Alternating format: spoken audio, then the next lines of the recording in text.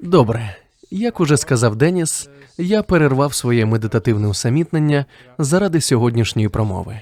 Усамітнення мало закінчитися завтра ввечері, тож природно, що мої думки обертаються саме навколо промов щодо медитації. Одну з таких промов у дещо переробленому вигляді я й обрав для сьогоднішнього виступу. Адже зараз тільки й розмов, що про перероблення і вторинне використання. Річ, звісно, не в переробленні, а в одному цікавому аспекті цієї промови. Вона не стільки про те, як медитувати, скільки про те, як залишити в минулому свої негаразди. Це промова про 4 способи скинути з себе тягар минулого.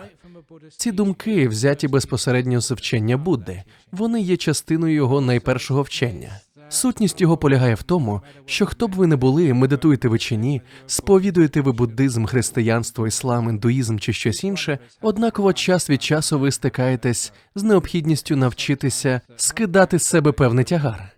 Трапляється так, що невміння скинути той тягар, коли ми не можемо відпустити від себе болісні спогади минулого, негативні почуття сьогодення, побоювання щодо майбутнього, стає причиною болю і страждань, і не тільки для нас, але й для наших близьких. Навколо і так багато болю і страждань. Отже, хоча б зі співчуття до власної родини або до людей, з якими працюєте, будь ласка, налаштуйте свій розум на вміння відпускати, на мирне і щасливе мислення. Однією з причин, через які я вирішив почуватися щасливим, було саме співчуття до людей, яким доводиться мати зі мною справу. Це вагома підстава. Буддизм вчить нас тому, що ми називаємо вмінням відпускати. Вміння відпускати не означає, що ви маєте відкинути все своє життя і стати монахами чи монахинями. Навіть якщо ви станете монахами чи монахинями, ви однаково матимете певні зобов'язання. Не можна позбутися абсолютно всього. Але все ж таки досить приємно знати, що будь-коли за будь-яких обставин ви вмієте робити дещо, чого інші люди не вміють. Скинути тягар, нехай усе йде, як іде. Такі прості речі. Мене це завжди дивувало. Чому так? Хтось робить вам боляче, обманює вас, підводить вас, пліткує про вас. То й що? Чому просто не забути про це? Адже якщо ви не забуваєте, виходить, що та людина і далі робить вам боляче, далі кривдить вас. Досить дивно, чи не так? Вас скривдили лише одного разу, але якщо вас це зачепило, ви носитесь з цією думкою. Одна й та сама кривда повертається до вас знову, знову і знову. Щоразу, як ви про це згадуєте, вам знову боляче. Якщо глянути на це під таким кутом, стає зрозуміло, що сердитися на того, хто вас скривдив, не має жодного сенсу. Це абсолютно нелогічно, безглуздо, тому що коли ви сердитесь на скоєну кривду, ви знову ту саму кривду відчуваєте. Отже, якщо вам зробили боляче, і з цим нічого вже не поробиш, відпустіть це від себе. Забудьте. Якщо ви спроможні відпускати, ви можете забути про спричинену вам кривду. Це легко, якщо знати, як це робиться. Йдеться не лише про кривду. Візьмемо, наприклад, страх перед майбутнім. Я не з усіма тут знайомий. Не знаю, чи доводилося вам, прийшовши одного дня до лікаря, почути, що ви хворі на рак. Рак молочної залози, рак простати, рак легень чи якийсь інший різновид раку. Їх стільки тих різновидів, просто як асортимент мюслі. Пам'ятаю, як у юності ми знали лише один бренд, а тепер маємо чималенький вибір. Отже, коли ви дізнаєтесь, що хворі, що ви робите? Нервуєтесь донестями. Ви і так хворі, а ваше нервування лише посилює хворобу. Це ж зовсім безглуздо. Чому б вам не припинити перейматися майбутнім? Радійте життю зараз. Я ще не встиг сказати цього сьогодні. Навіть дивно, я промовляю ці слова щотижня. Поміркуйте, де створюється ваше майбутнє. Коли саме настає та єдина мить, що може змінити ваше майбутнє? Саме зараз ось ця мить і є тим самим місцем, де і коли відбувається ваше майбутнє, ваш спокій, ваше здоров'я і щастя. Щоразу, як ви непокоїтесь через власне майбутнє, «Ой, що зі мною буде? Я помру». Ви у такий спосіб нехтуєте місцем і часом, коли дійсно можете щось зробити, тобто тим, що відбувається тут і зараз. Якщо вам вдасться заспокоїтись, поводитися по-доброму, чемно, якщо ви зможете відпустити як минуле, так і майбутнє, і жити днем сьогоднішнім, ви перетворитесь на здорову, щасливу, успішну людину. З вами погано обійшлися? Нехай собі. Чому б я мав дозволяти комусь контролювати моє щастя? Як каже моє улюблене прислів'я, знаєте, ви отримуєте календарі. Раніше отримували, бо вони в нас закінчились. Щороку буддийська спільнота випускає календар, намагається додати в нього висловлювання Аджана Брама, але моє улюблене прислів'я туди чомусь ніколи не потрапляє. Ось воно. Навіщо прагнути помсти, якщо ви знаєте, що карма все одно дістане всіх покидьків? Не знаю, чому це ніколи не потрапляє до того календаря. Хороше прислів'я, чи не так? Не треба нічого робити, карма розбереться. Не турбуйтесь, скиньте з себе тягар. Проблема в тому, що хоча ми й розуміємо, що скидати тягар потрібно, що це розумно і правильно, ми не знаємо, як саме це робити. Саме тому ми й розповідаємо про 4 шляхи до полегшення. Ми часто чуємо «відпустіть», але як це зробити? Скажіть мені, як саме відпускати? Ось як Будда говорить про 4 способи скинути з себе тягар. Про перший спосіб я дізнався від свого вчителя Аджана Чаха, і було це дуже давно. Ми просто поверталися зі збору пожертв, а він, бувши великим вчителем, завжди знаходив привід для того, щоб чомусь навчити. І це були не високомовні повчання про якісь глибокі концептуальні поняття, а прості практичні поради, почувши які відразу ж виникала думка «Ого, це круто», які залишаються в пам'яті, а часом і змінюють все життя. Брамавамсо, чи вона важка, ця палиця? Дійсно важка. Кидає палицю геть. А тепер ні. Я обережно далеко не кидав, щоб нічого не зачепити. Тягар здається важким, лише поки ви його несете. Відпустіть, і ви вже не відчуєте ваги. Така глибока, така проста думка, що назавжди закарбовується в пам'яті. Чим перевантажене зараз ваше життя? Робота, рак, стосунки, проблеми з грошима? Чи важко все це нести? Важко, але лише доки ви тягнете це на собі. То чому ж ми не можемо скинути цей тягар? Відкинути його якомога далі? У центрі медитації, спілкуючись з людьми, які хвилюються щодо сім'ї чи роботи, я пропонував їм піти до лісу.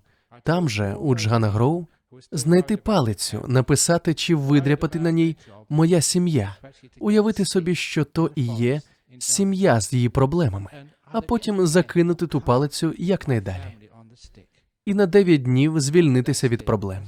Ви можете написати будь-що «Моя робота», чи то «Мій чоловік», «Моя дружина», «Мої діти», «Моє життя» і кинути. Ця дія дає нам розуміння того, що перший спосіб полегшити тягар полягає у вмінні звільнятися від зайвого. Життя кожного з вас сповнене складних ситуацій. Ви берете на себе дуже багато, а це означає, що вам нелегко йти дорогою, що зветься життям. Уявіть собі великий рюкзак. Ви, я думаю, бачили багато туристів з рюкзаками вперті. Я теж колись так подорожував. Але мій рюкзак був зовсім маленьким. А в тих туристів вони просто величезні. Мене завжди дивувало, чим ті рюкзаки можуть бути наповнені? Що там взагалі потрібно? Можливо, комп'ютер. У наші дні комп'ютерів не було. У разі потреби ми просто шукали телефонну будку. Це зараз у всіх свої телефони. А в ті часи ми подорожували майже без речей. Уявіть собі, що ви несете величезний рюкзак, як у тих туристів. Він справді дуже важкий, наповнений не одягом, а камінням, важкими гранітними брилами. І от ви йдете по життю день за днем, несучи на собі цей тягар і не знаючи, як його зняти. Ви скоро втомитесь, вам стане погано, і через цю виснаженість ви не зможете відчути щастя. Навпаки, вас усе дратуватиме. Ви почуваєтесь морально виснаженими? Чому? Тому що ви несете забагато речей у рюкзаку вашого розуму. Зазирнімо в той рюкзак. Що можна з нього виконати? Це і є перший спосіб полегшити тягар. Від чого можна відмовитись, що можна викинути? Чудово, виявляється, можна виконати багато речей. І жодної біди не станеться. Жодної біди не станеться, якщо ви викинете з рюкзака всі свої тривоги щодо минулого і майбутнього. Це найперший великий камінь, якого ви маєте позбутися. Я нічого не знаю про вашу історію, добра вона чи погана. Гадки не маю, бо свій камінь я давно вже викинув. Ви вільні від свого минулого. Минуле – це тюрма, це камера, але її двері відчинені. Ви можете вийти звідти будь-якої миті. Однак часто трапляється, що люди, подібно до тих, хто довгий час провів у в'язниці, відчувають острах від самої думки про вихід. Вони звикли до камери, їм важко вийти з неї. Але щойно їм стане сміливості відпустити минуле, як подібно до в'язня вони полишають свою тюрму. Воля. Ах, яке полегшення. Яке щастя, що я позбувся цього тягаря, цього болю, цього величезного каменя. Хіба це не чудово? Отже, якщо ви розглядаєте своє минуле саме так, то візьміть палицю, напишіть на ній «Моє минуле» і закиньте її якнайдалі. Або навіть краще, візьміть камінь і балончик фарби. Напишіть на камені «Минуле» і киньте його в річку. Нехай собі тоне, і сліду по собі не лишає. Тільки уявіть, яку волю ви відчуєте. Ви можете це зробити, можете відпустити минуле. Коли ж сміливості зробити цей крок, позбутися важкої ноші бракує, поруч має бути хтось, хто переконає вас у тому, що цей крок є можливим і правильним. Щоразу ми не даємо собі змоги зробити це, вважаючи, що минуле може нас чогось навчити. Але ж минуле не вчить нас, воно лише завдає нам болю. Ми можемо навчитися набагато більшого, поклавши минулому край, ніж тримаючи його в собі. Тож нехай минуле йде від нас. Що ж, до майбутнього, що може статись? У центрі медитації мені розповідали про 2012 рік, коли має настати кінець світу. Мають відбутися зсуви тектонічних плит, цунамі, землетруси. Тобто про іпотеку можна не турбуватися. Ще 2 роки, і вам не доведеться її виплачувати. Кінець світу, звісно, не настане. Ні за 2 роки, ні коли б то не було ще. Ви так насправді не думаєте, хоча люди обговорюють кінець світу навіть в Індонезії. Я чув про це навіть на островах. Я їм сказав, слухайте, ставлю весь свій монастир і всю спілку буддистів Західної Австралії разом з усіма її активами проти вашого будинку. Якщо кінець світу таки настане, забирайте монастир і всі активи буддистської спільноти Західної Австралії. Якщо не настане, ми заберемо ваш будинок. Чомусь досі ніхто не погодився прийняти це парі. Звісно, ні, невигідна була б то угода. Та люди все ж бояться майбутнього. Щодо майбутнього, я можу гарантувати вам лише одне. Знаєте, я вмію бачити майбутнє, зовсім як свого часу мій учитель Аджан Чах. Тож я дивлюсь у майбутнє Австралії і з впевненістю предрікаю, що майбутнє Австралії непевне. І це не жарт. Це просто демонстрація того, що неможливо передбачити, що станеться. Неможливо точно знати, що і коли відбудеться. Життя сповнене несподіванок. І невідомо, звідки саме вони можуть з'явитись. Життя таке мінливе, тож не переймайтесь майбутнім. Відкиньте від себе думки про нього. Тож що ми робимо? Ми зменшуємо наш важкий тягар, викидаючи зайве, обираючи те, без чого можемо обійтись, що не потрібне нам на нашому життєвому шляху. Наступне, що ви можете зробити, це викинути геть звичку до нарікань. Чуєте? Знову гавкають собаки. Ну скільки ж можна? Треба щось з цим робити. А чи можете ви щось вдіяти? Ні, не можете. Ви ж знаєте, це те, що зазвичай роблять собаки. Це закладено в їх природі. То припиніть нарікати. Усе. Я це сказав. Песики, можете замовкнути. Так само з вашим чоловіком. Інколи виникає потреба звільнитись і від нього. Адже те, що він робить, закладено в його природі. Так само з дружиною. Так само з дітьми. Мені часто доводиться подорожувати літаками. Я облетів всю Індонезію, і щоразу на борту є діти. Ля-ля-ля. Шум весь час просто нестерпний, чутно на весь літак. Інколи хочеться просто відчинити двері і викинути їх. Але не можу, бо я милосердний монах. Тож замість того, щоб викинути ту верескливу дитину, викиньте за вікно свої нарікання, припиніть скаржитись, нехай собі верещать. Якщо звернемо увагу на власне мислення, можемо помітити звичку все критикувати, звичку до нескінченних нарікань. Гадаю, ви розумієте, про що я. Звичка все критикувати, на все нарікати може звести з розуму. Такій людині завжди щось не так. От хоч би спілка буддистів. З цим місцем завжди щось не так. Наприклад, сьогодні чай не такий, як треба. Це нікуди не годиться. Якщо так трапиться знову, Деніс Шепард, пане президент, я більше не приїду. Ні, звісно, ми так не думаємо, бо звичка на все скаржитись є негативною і веде в нікуди. Навіть якби тут був такий чай, як я люблю, однаково хтось встиг би випити його раніше за мене. Тож байдуже. Йдеться про те, що треба позбутися цієї звички. Викинути її геть. Вона до добра не доводить.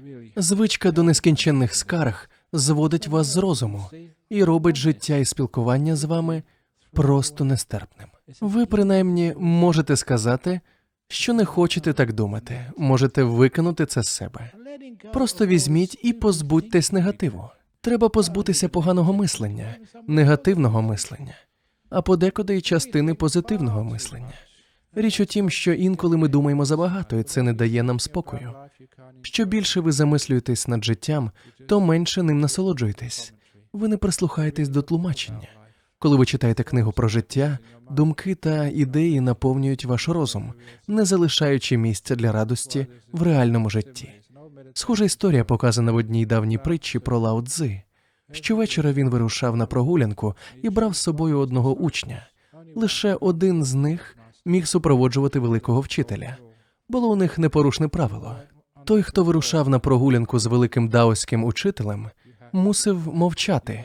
Йому не дозволялося ані слова вимовити. Одного разу під час такої прогулянки вчитель та молодий учень піднялися на гірський хребет. Саме заходило сонце, і це було таке розкішне видовище, що юнак не втримався і промовив: «Ух, як же це прекрасно!» Він порушив правило. Лао Цзи розвернувся і попрямував назад до монастиря. Більше він не брав цього учня з собою на прогулянки.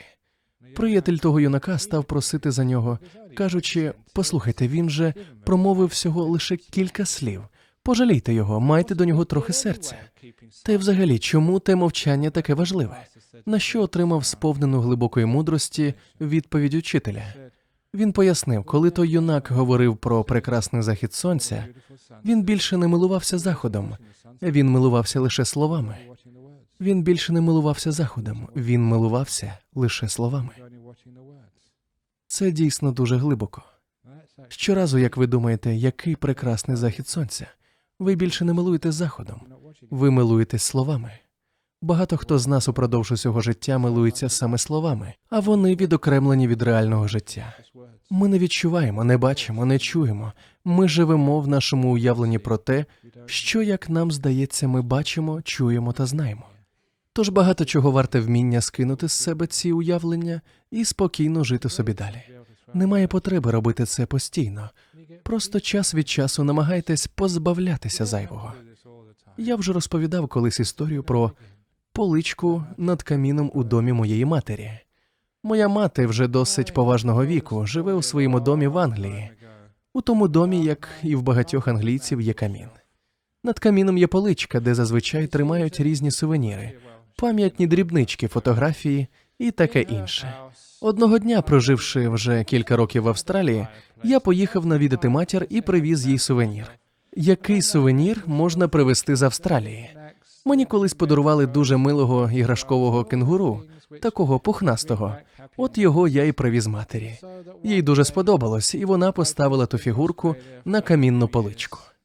У наступну поїздку я привіз їй фігурку коали і знову почув: «Ой, як гарно! Щоразу, як дивлюсь на них, згадую тебе в Австралії». Коалу вона теж поставила над каміном. Наступного разу я привіз фігурку рибалочки Кукабари, потім качкодзьоба. Коли я збирався до неї вп'яти, мені вдалося дістати вомбата. Вомбат, на жаль, був завеликий, і коли вона намагалася поставити його на поличку, усе інше падало.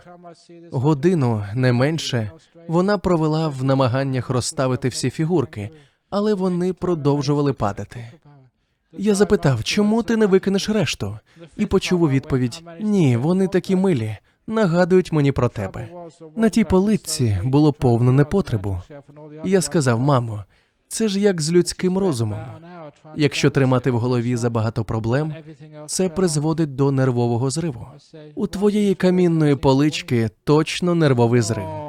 Саме так і відбувається, якщо ми накопичуємо забагато думок або речей. Якби я поставив на свою камінну поличку кенгуру, більше там нічого б не стояло.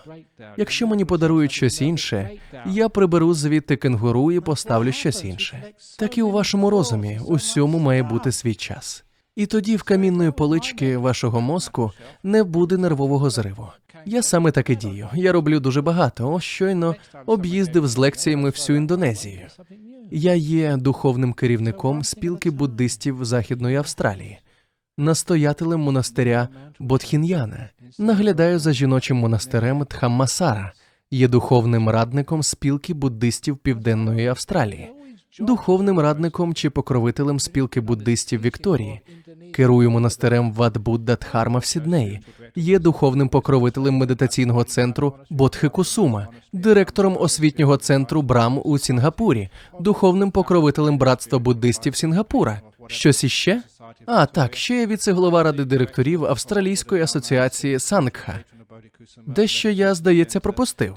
Не пам'ятаю, у будь-якому разі я виконую всі ці обов'язки, але по черзі, не одночасно. Ось, наприклад, зараз я тут. Тож на моїй камінній полиці стоїть спілка буддистів Західної Австралії, і я повністю присвячую себе вам. Щойно я поїду, то викину геть думки про це і знову стану просто вчителем у центрі медитаційного усамітнення Джхана Гроу. І це буде єдина річ, яка стоятиме на камінній полиці моїх помислів. Щойно я від'їжджаю до монастиря Бодхін'яна, я викидаю центр із думок і перетворююсь на настоятеля монастиря. Я завжди тримаю лише одну річ на полиці. Це й дає змогу зберегти здоровий глузд, бути в мирі з самим собою, бути щасливим. Тож викидайте геть усе зайве, залишаючи найактуальніше – те, що відбувається саме зараз. Це і є перший спосіб полегшити наш тягар. Навчитися викидати зайве. Припинити накопичувати зайве – це особливо стосується минулого і майбутнього. Другий спосіб полягає в пізнанні того, що ж таке справжня свобода. Наступна історія сталася з одним з наших монахів. Ми на той час проводили заняття з ув'язненими. Я був дуже зайнятий, тож той монах вирушив до в'язниці проводити заняття. Починався той цикл занять у в'язниці суворого режиму Казуаріна в передмісті Перто. Послухавши його, в'язні почали просити «Залишайтесь ще, хочемо поспілкуватись, дізнатися про вас більше». Він не поспішав. Вони пригостили його чаєм і шоколадом. А ви ж знаєте, дайте монаху чай і шоколад, і він від вас ніколи не піде. Залишився й цей монах. В'язні почали розпитувати його про життя в буддийському монастирі на Заході, про те, що саме роблять монахи. А ви коли-небудь замислювались, що ми, власне, робимо?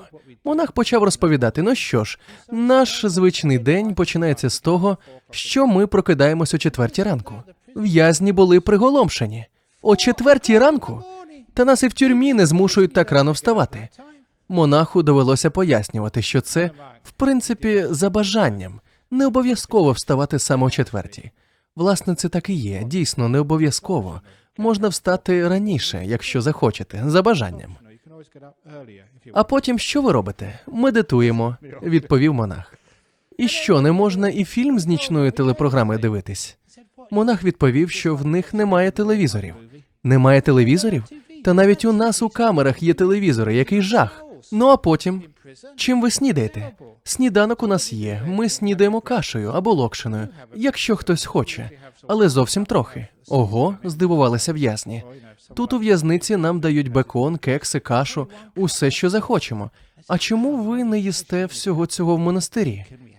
Ні, відказав монах. Нам досить каші та локшини. А що ви робите потім? Потім у монастирі Бодхін'яна починається важка робота. Знаєте, у нас зараз багато роботи. Масштаби будівництва просто вражають. Можете побачити це на власні очі в центрі усамітнення. Ми укріплюємо схил. Я й сам провів 2 дні, нарізаючи цеглу. Працював такою величезною шліфувальною машинкою. Весь був у пилюці. Мені подобається час від часу допомагати тим, хто працює з бетоном. Трапилася зі мною колись одна історія, якраз під час роботи з бетоном. Коли працюєш з бетоном, хто б ти не був, навіть монах, будеш весь у тому бетоні. Хлопці, знаєте, є хлопці. От і я залишаюсь хлопчиком, хоч, може, і старий задля цього. Отже, повертався я додому, весь вкритий брудом, щоби прийняти душ. А назустріч мені відвідувачка монастиря, жінка зі Шрі-Ланки, вдягнена в дуже коштовне сарі. Підходить вона до мене у житті, цього не забуду, і каже: я приїхала побачитись з настоятелем Аджаном Брамом. Я швиденько зметикував і відповідаю: пані, пройдіть он до того залу. Він має там бути хвилин за 15. Мені вистачило цього часу, щоб зайти до себе, прийняти душ і перевдягтися. Я прийшов до залу, де чекала на мене та жінка, відрекомендувався: я Аджан Брам. А вона мене так і не впізнала. Ось який я був брудний. Ми з нею мило поспілкувалися. Я розповів їй про монастир, про буддизм, про те, що ми робимо. Все це справило на неї чимале враження. Перш ніж піти, вона заявила: знаєте, у вас просто чудовий монастир. І ви просто чудовий монах, але не ображайтесь, маю сказати, що дорогою сюди бачила просто дуже брудного монаха. Раджу вам щось з цим робити. Я пообіцяв: пані, я з ним неодмінно поговорю. Що я і зробив. Ось так важко ми працюємо, і коли в'язні про це почули, вони знову здивувалися, оскільки хоч в австралійських тюрмах в'язні і мають працювати, це зазвичай легка робота. Нас ніколи не змушують працювати так важко, казали вони і питали: а потім ви обідаєте? Так, ми обідаємо. Ті з вас, хто бував у нашому монастирі, знають, що ми їмо з великої чаші. Усі блюда опиняються в одній великій чаші. Інколи, щоправда, трапляється, що карі опиняється на спагетті. Тобто ні, вибачте, не карі, крем. Крем на спагетті. Ви коли-небудь куштували спагетті із заварним кремом? Чого ви фукаєте? Не могли ви такого куштувати, але ви маєте рацію, то жах. Буває і спагетті з кремом, а якось мені поталанило їсти карі з морозивом. Шоколадним морозивом. Ото вже точно гидота. Це тому, що ви кладете їжу в чашу, яку несу я, як старший монах. Потім я передаю її комусь іншому по черзі. Ті, хто несе чашу після мене, можуть бути необережні, можуть тряхнути її, і тоді все перемішується, але то таке. В'язні почали говорити, що в тюрмі, навіть до окремої камери, їм приносять їжу на тацях, де все окремо. Крем ось тут, а спагетті он там. А що, ваші чаші не мають окремих відділень? Погляньте на наші чаші. Немає там жодних відділень. Це ж одна чаша. Це огидно, заявили вони. А що ж ви робите по обіді? Ми медитуємо. Ну, а там музику послухати, у футбол поганяти? Нам не можна грати у футбол. Ми медитуємо всю другу половину дня. А вам не стає нудно? Ні. Ми не нудьгуємо. Це ж наша справа. То ви, мабуть, відпочиваєте за вечерю? За вечерею? У монастирях не вечеряють, ми їмо лише вранці. Ну, знаєте, сказали в'язні, навіть у тюрмі нас годують ввечері, і ще можна перекусити впродовж дня, коли заманеться. А що ж ви тоді робите ввечері? Чи можна вам пограти в карти, чи то в монополію, чи ще якось розважитись? Ні, відповів монах. Ми цього не робимо. Тільки не кажіть, що ви знову медитуєте. А як же? Звісно, медитуємо. Господи, це ж, мабуть, жахливе життя. А коли ж ви лягаєте спати у ліжко? Ліжко? Ліжко? Здивувався монах. У нас немає ліжок, я сплю просто на підлозі. В'язнів це просто шокувало. Адже навіть у в'язницях в них були койки з матрацами, на відміну від монастирів, де всі, і я теж, сплять на підлозі. Отже, в'язні були вельми здивовані. І не просто здивовані, їм стало шкода бідолашних монахів. І уявіть собі, один з них так розхвилювався за того монаха, що приїхав до них, а сам, виявляється, живе в таких жахливих умовах, що вигукнув: «Ну і кошмар той ваш монастир. Кидайте його і приєднуйтесь до нас». І справді, щось у тому є. В'язниці в Західній Австралії дійсно значно комфортніші за монастир Бодхін'яна, чи навіть жіночий монастир Дхаммасара. То чому ж люди намагаються вийти з в'язниці і потрапити до нашого монастиря? У нас там цілі черги з охочих. Це змусило мене замислитись. А в чому ж, власне кажучи, різниця між нашим монастирем і тюрмою? Тюрма значно комфортніша, у монастирі правила набагато суворіші. То в чому ж різниця? Єдине, чим відрізняється монастир, це тим, що люди хочуть тут бути. У тюрмі, якою б комфортною вона не була, ніхто бути не хоче. У тому й полягає відмінність. Звідси робимо висновок, що багато речей у житті є, власне, в'язницями. Я бачив багато в'язниць, тих, що створював сам для себе, і тих, що створювали для себе інші. Будь-яке місце, де ви не хочете бути, це в'язниця. Якщо вам не подобається сьогоднішня промова, ви чекаєте, коли ж вона нарешті скінчиться, то цей зал – в'язниця, тому що ви не бажаєте тут бути. Якщо вам не подобаються ваші взаємини, вони є в'язницею, тому що ви не бажаєте їх продовжувати. Якщо ви не отримуєте задоволення від роботи, це також в'язниця. Якщо ви хворі, навіть ваше власне тіло стає в'язницею. Будь-яке місце, де ви не бажаєте бути, є в'язницею. Є, щоправда, дуже легкий спосіб втекти з усіх побудованих нами для самих себе в'язниць. Не треба міняти ані чоловіка, ані дружину, навіть роботу не треба міняти. Навіть одужувати від хвороби не обов'язково. Усе, що вам потрібно, це змінити своє ставлення, захотіти бути там, де ви є. Якщо ви хочете там бути, ви вільні. Як би незручно чи навіть боляче вам не було, доки ви бажаєте продовжувати, ви вільні. Те, що ми називаємо задоволенням, і є другим способом зняти з себе тягар. Треба лише захотіти бути саме тут і зараз, що б тут не відбувалось. Ваше ставлення має велику силу, особливо під час медитації та й в інших ситуаціях. Під час медитації неважливо, що саме ви відчуваєте. Вам може бути нудно, ніяково, ви можете хотіти спати, вас можуть переповнювати найдивніші думки. Але якщо ви хочете бути тут, ви відчуєте спокій і свободу. Якщо ви бажаєте бути де-інде, ви відчуватимете напругу, будете страждати. Фокус полягає в тому, що ви не мусите змінювати нічого, крім власного ставлення і бажання бути там, де ви перебуваєте. Йдеться не лише про медитацію. Це стосується і інших життєвих моментів. Якщо ви, наприклад, застрягли в заторі, то вибору у вас немає. Скільки б ви не сердились, швидше не поїдете. Тож, коли ви застрягли в заторі, забажайте бути там, і ви уникнете стресу. Ви почуватиметесь вільно, спокійно і легко в усіх дорожніх заторах на вашому життєвому шляху. Коли ви відчуваєте бажання бути в іншому місці, єдине джерело стресу – це думка «хочу бути де-інде, не хочу бути тут». Це як з тюрмою. Якщо ж ви хочете тут бути, ви вільні. Настає час помирати. Я бачив багатьох людей, які в цей момент продовжують відчайдушну боротьбу з хворобою і болем. Це невимовно сумно, адже ця боротьба в останній миті життя марна. Ви однаково помираєте. Не перетворюйте власне тіло на в'язницю насамкінець. Відчуйте бажання бути там, і ви будете зовсім вільні. Це і є другий спосіб полегшити ваш тягар – бажання бути там, де ви є. Ще один третій спосіб полегшити ваш тягар походить з Дхаммачакра Правартана Сутри, тобто з третьої благородної істини, яку проголосив Будда. Вона полягає в тому, що звільнення від жадоби веде до просвітлення. Я вже називав два шляхи до звільнення від тягаря. Третій шлях називається вміння віддавати. І не просто віддавати, а віддавати, не чекаючи нічого у відповідь. На стінах цього приміщення, збудованого досить давно, немає жодного згадування про тих, хто фінансував його будівництво. Жоден з донаторів не названий.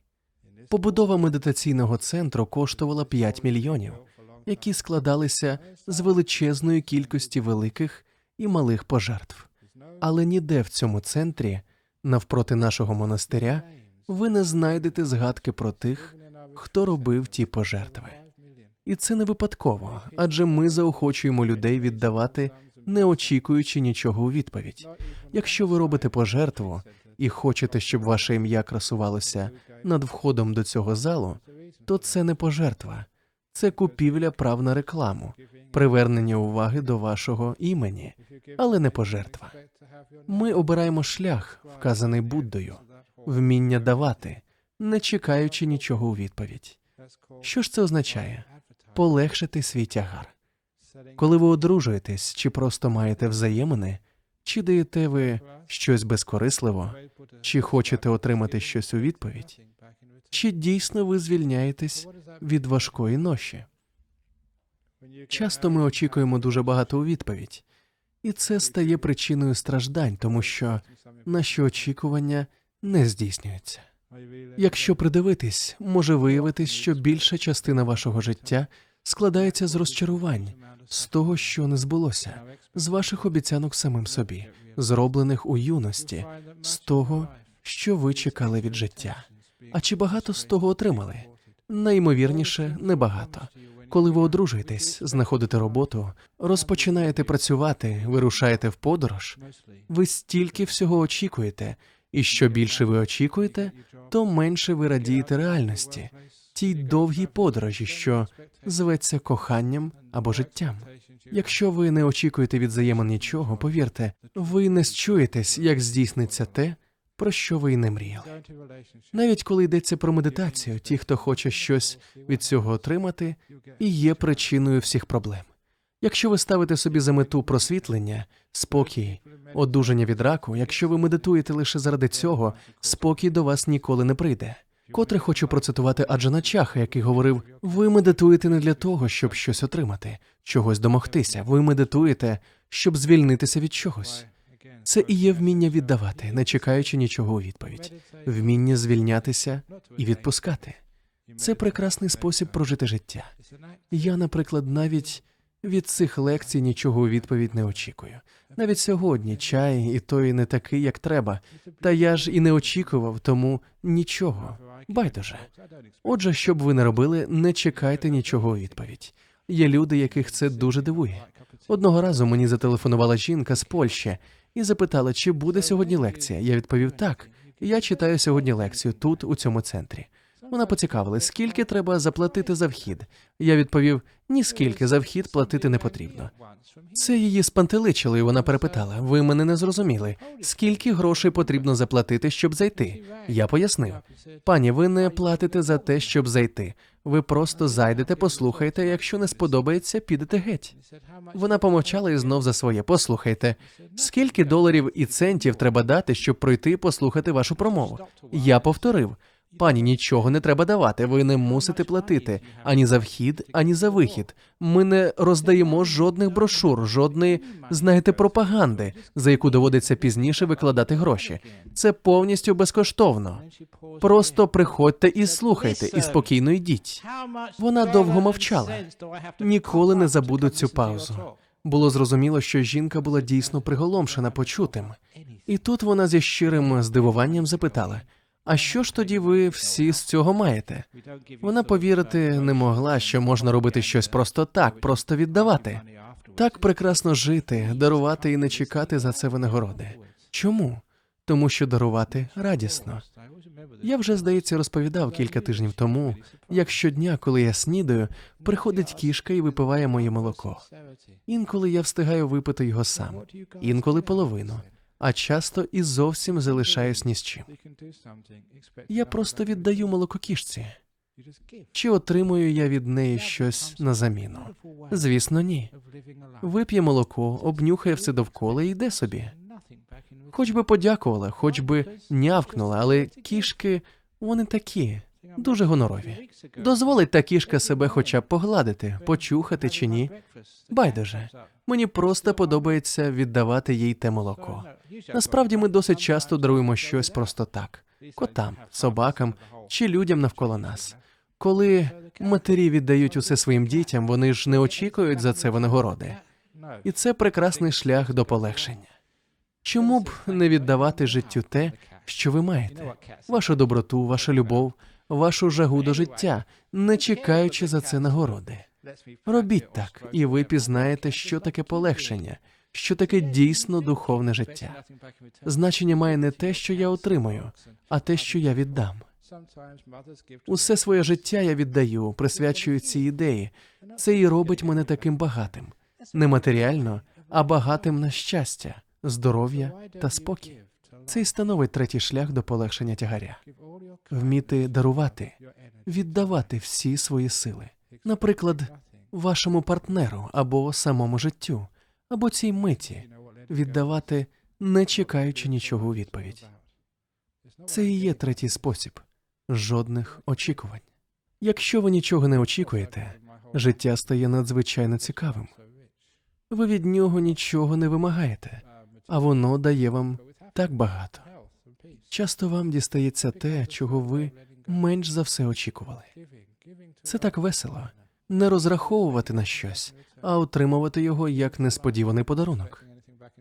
Як чудово, а я й не чекав на таке. Так у вашому житті з'являється більше радості.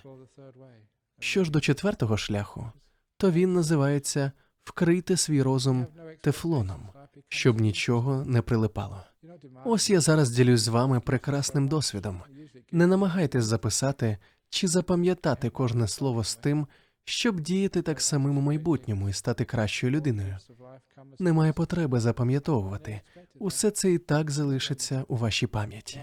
Не намагайтесь накопичувати речі, не дозволяйте їм прилипати до вас. У вас є ця прекрасна мить, радійте їй, знаючи, що вона минає, і будьте готові зустріти наступну мить. Потім відпустіть і наступну мить також, і всі радості і біди, які зустрінуться вам на шляху, не прилипнуть до вас. Тобто ви будете вільні зустріти наступну мить, не даючи змоги тій миті, що вже минула, вплинути на майбутню. Пливіть за течією, не збираючи спогади, не чекаючи нічого від майбутнього. Якщо хтось вас образить, нехай ці слова пройдуть крізь вас, не залишаючи сліду. Як я завжди кажу, навіщо людині два вуха? Для того, щоб помічали, в одне влітає, з іншого вилітає. Отже, ми не мусимо нічого тримати в собі. Навіть щасливі моменти життя, не треба тримати їх в пам'яті. З ними треба бути обережними, адже згадуючи щасливі моменти, ви будете чекати чогось від майбутнього, або порівнювати теперішнє з минулим, і це заважатиме вам радіти наступній миті. То як ще відпустити минуле? Усі його радості і біди, щоб ані до вашого розуму, ані до тіла, ані до життя загалом нічого не липло, щоб ви завжди могли радіти прийдешньому, бути вільним від минулого, вільними саме зараз. Це особливо стосується того, що ми знаємо і розуміємо. Інколи отримані нами знання настільки прилипають до нашого розуму, що це робить нас самовпевненими. Заважає як слід розгледіти реальну теперішню мить. Люди, які знають забагато, не спроможні зрозуміти істину дня сьогоднішнього. Саме тому мені дуже до вподоби висловлювання, яке звучить так: «Ніколи не дозволяйте знанням стояти між вами та істиною». Ніколи не дозволяйте знанням стояти між вами та істиною. Знання – це все, про що ви дізналися раніше. Це те, чого ви очікуєте. А коли ви очікуєте на певні події, ви розумієте, до чого я веду. Це стає на заваді вашій здатності бачити істину і винятковість у тому, що відбувається саме зараз. Так, отримавши забагато інформації про буддизм, люди, проте, часто неспроможні зрозуміти його сутність, неспроможні зрозуміти істину в тому, що відбувається навколо них зараз. Вони неспроможні примиритись з сьогоденням, не можуть почуватися вільними і по-справжньому щасливими, хоч що б відбувалось у їхньому житті. Чому? Тому що вони дозволили знанням стати між ними та істиною. Пам'ятайте, знання – це лише дорожні знаки, які вказують напрямок, а не справжнє місце, куди ви прямуєте. Останнє порівняння не нове, але дійсно чудове. Щоб краще пояснити вам, що я маю на увазі під словами «стояти між вами та істиною», я розповім історію про професора філософії. Це сталося тут, у Перті. Так, На прикладі того професора ми побачимо, що практичний досвід має велике значення. Так? Досвід перетворюється на минуле, коли ми намагаємось аналізувати його за допомогою знання, отриманого в минулому. Тобто, якщо ви порівнюєте свій досвід з вашим минулим, воно стає рамками, які обмежують ваш досвід. Навіть слова можуть стати на заваді сприйняттю істини. Саме тому під час медитації ми вчимося мовчати, відчувати і знати. Врешті так ми і пізнаємо істину, як це відчув на собі той учень Лао Цзи. Заговоривши, він уже не бачив заходу сонця, він бачив лише слова. Великий даоський вчитель дуже добре це пояснив, сказавши, що той, хто прагне милуватися заходом сонця, мусить уникати слів, описів, адже слова є перепоною для істини. Добре, повертаємося до професора. Був собі професор, який викладав філософію в університеті. Взагалі в історіях, які розповідають буддисти, професори філософії завжди погані. Тож, якщо тут присутні професори філософії, прошу пробачення. Це просто традиція. Той професор, почувши, що в Перті відкриється новий 5-зірковий ресторан, вирішив навідатися туди, покуштувати, як же там готують. Отже, він зателефонував до ресторану, щоб домовитися про час. Виявилось, що охочих було так багато, доведеться чекати 2 місяці, щоб потрапити до ресторану. Попри це, він усе ж таки замовив столик і 2 місяці по тому прийшов до ресторану. У нього, звісно, попросили документ, щоб пересвідчитись, що він зробив замовлення. Усе перевірили, усе було вірно. Отже, він увійшов, метрдотель провів його до замовленого столика, вельми елегантний офіціант приніс йому меню. Меню було надруковане золотими каліграфічними літерами на цупких аркушах. Воно саме собою було витвором мистецтва, як і належить меню дорогого ресторану. Це вам не забігайлівка яка-небудь, а класичний 5-зірковий ресторан. Отже, професор проглянув меню, з'їв те меню, розплатився і пішов. Річ у тім, що професор не розумів різниці між меню та їжею. Зрозуміли?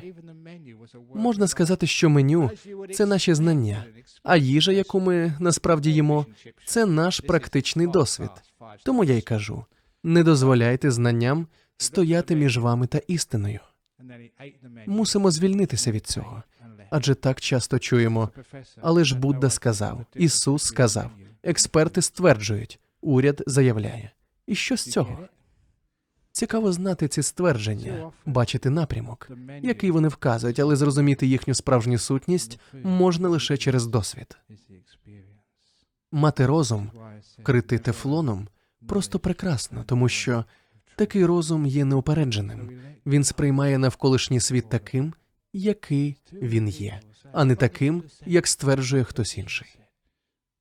Навчитися бути вільними від упередженості – це теж спосіб полегшити тягар. Такі дрібниці. Я вже розповідав відвідувачам центру медитації про те, як прожив 9 років на північному сході Таїланду. То була місцевість, яку оминула західна культура.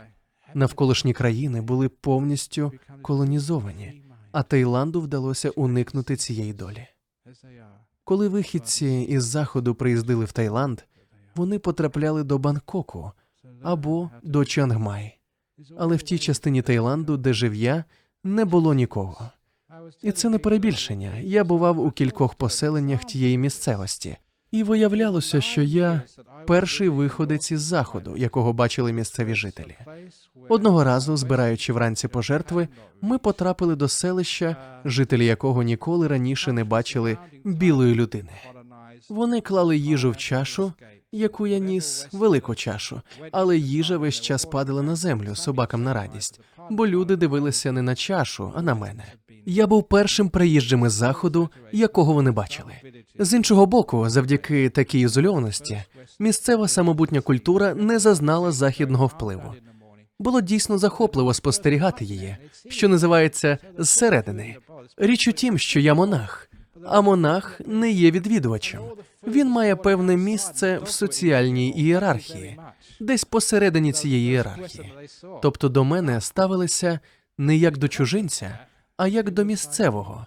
А отже я, певною мірою, мав стати місцевим, сприймати все з точки зору місцевого. Дещо з побаченого було повною несподіванкою. Як я вже розповідав, у центрі медитації при монастирі, де я перебував, було місце для кремації. Жителі селищ, розташованих неподалік, використовували це місце для проведення похоронних церемоній.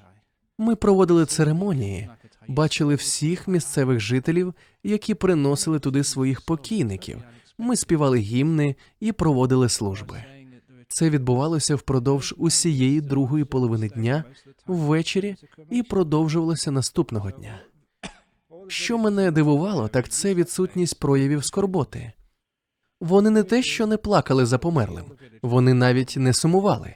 І це був не той випадок, коли люди приховують своє горе. Адже я бачив їх щодня, вони не тамували печаль, просто в їхній культурі не було місця горю. Мене це дійсно шокувало. А я прожив там 9 років, це вам не коротенький візит. Існування подібної культури здавалося мені неможливим.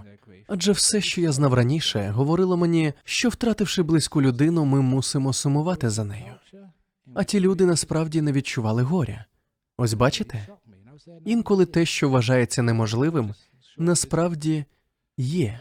Тобто те, що ми знали раніше, заважає нам побачити істину.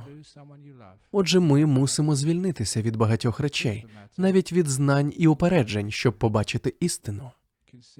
Це я і називаю тефлоновим розумом. Інакше ви ризикуєте тим, що ваші упередження щодо того, хто ваш чоловік, хто ваші вороги, хто ваші друзі, не дадуть вам побачити, що ж насправді відбувається навколо вас. А життя сповнене несподіванок. В усякому разі, наскільки мені відомо з того, що я бачу. Візьмемо, наприклад, мою поїздку Індонезією, місцевістю, де, як кажуть, повно мусульманських терористів, як от ті смертники з Балі. Але я там чудово проводив час з мусульманами. Вони приходили на всі мої промови. Ми фотографувалися разом. У мене брали інтерв'ю і фотографували для мусульманських газет. Одна мусульманська родина навіть наздогнала мене в аеропорту, просто перед вилітом. Вони попросили: Аджан Брам, будь ласка, поставте автограф у вашій книжці. Це найкраще, що ми коли-небудь читали. Ми ще й сфотографувалися наостанок. Мусульманська родина в традиційному вбранні, і між ними я з книжкою. Хіба не чудово, що людям, які сповідують різні релігії, може бути так добре разом? Не чекали такого? А це і є істина.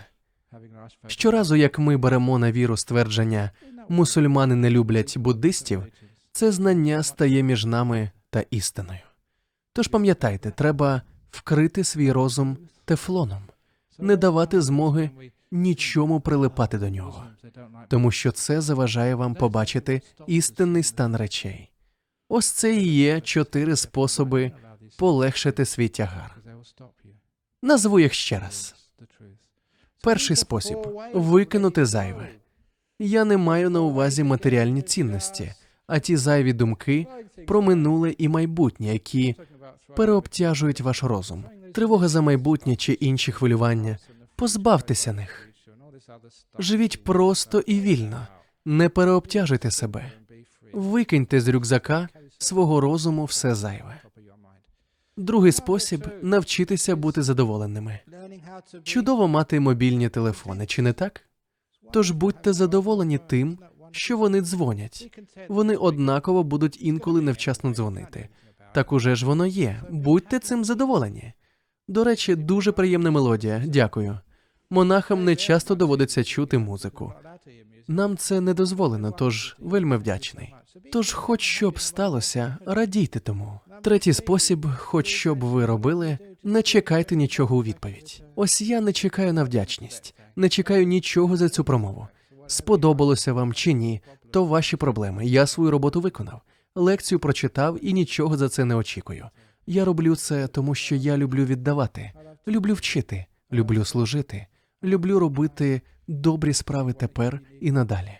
У цьому я бачу радість життя. Тож дякую за можливість вас повчити.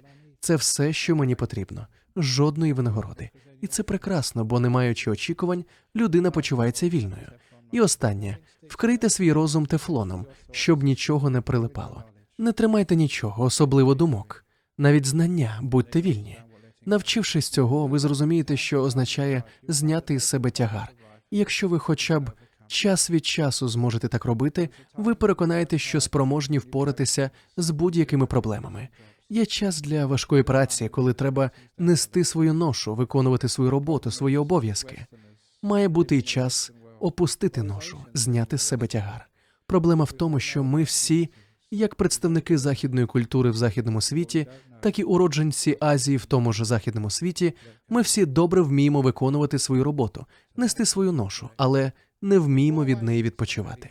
Тепер ви знаєте, як зняти з себе тягар. 4 способи це зробити. Дякую за увагу. Дякую. А я навіть не очікував.